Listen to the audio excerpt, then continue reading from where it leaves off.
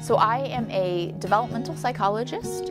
I have been at PC for just over 10 years now, and my specific area of passion is early cognitive development. So I'm interested in how children think and learn.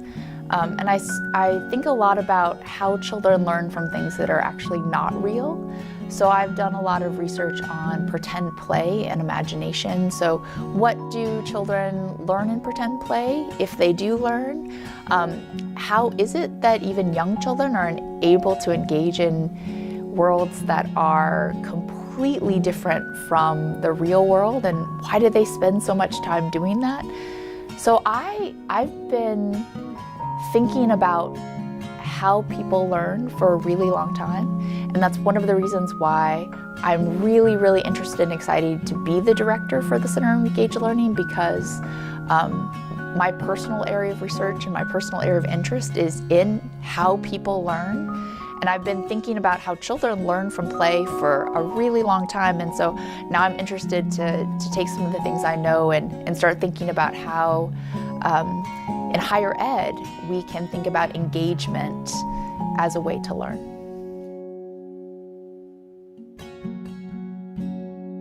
So the mission of the Center for Engaged Learning is going to focus on helping students and faculty really understand what the process of engaged learning is. Because you can be an engaged learner in lots of different types of settings. You can be an engaged learner in the classroom. You can be an engaged learner if you're doing a research project or a service experience, or if you choose to go abroad. But it's a conscious choice to really be an engaged learner.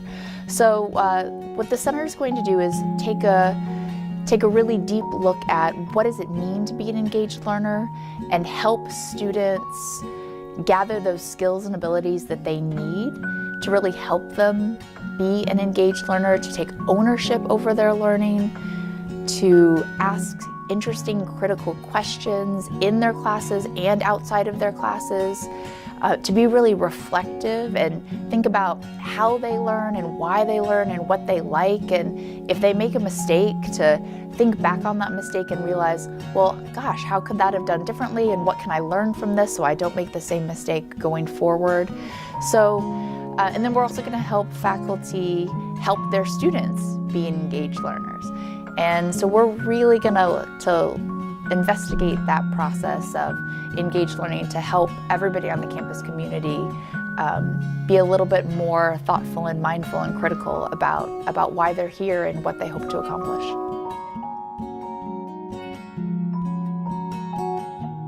We want to work with students, we want to work with faculty, we want to work with staff, anybody who's interested in the processes of engaged learning or the types of opportunities in which engaged learning happens.